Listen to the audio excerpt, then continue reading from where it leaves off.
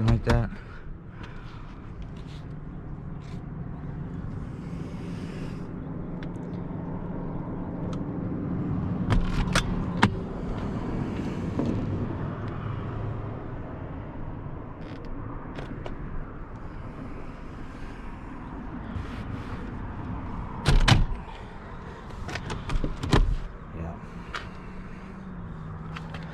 The interior of this car, it's like held up so well.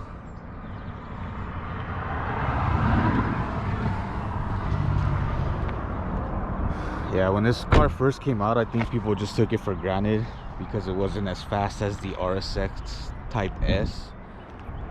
It was down on power by a whole 4 horsepower. And people just were like, oh, this, you know, they went backwards. They didn't appreciate the car, how it had all the Cantera seats with red stitching. And now these cars have held their value like crazy. Their value's even going up. Like 4 years ago, you were able to buy this car, even a sedan. The sedan's more expensive. I've seen sedans go for $4,000, $5,000 on OfferUp. On OfferUp and what's it called? Facebook Marketplace. Now the sedans are like $7,000, $8,000 with 200 and something miles, 180 miles, 180,000, which is pretty expensive in my opinion. You know, you can get a really nice car, faster car for 8,000, but you know, to each their own. Coupes are still going for 5,000 to 6,000. They're cheaper than the sedan because the sedan is just more popular because people need 4 doors.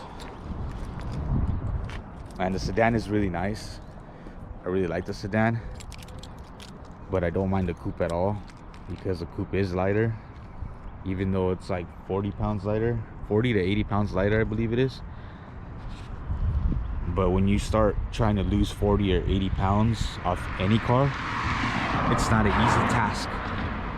You have to get like RPF ones or something like that, carbon fiber this, carbon fiber that, just to lose a few pounds. So this is the fastest you can get the K20 Z3 in my opinion. And like I said, people were knocking it because it was down on power, 4 horsepower, because of a balance shaft that the motor has that people swap out anyways.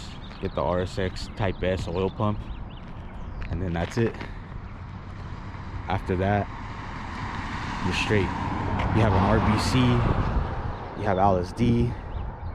This transmission shifts like no other. Like, I haven't fought another tranny that shifts like this. It's like butter when it shifts right. The suspension on this car is actually a lot better than the Type S. The Type S has a weird rear end. Like the linkage that it has, it's actually weird. It's like one big piece. This one kind of is too. It's got a trail arm, but it's like, it's thinner and it's like almost like a multi-link.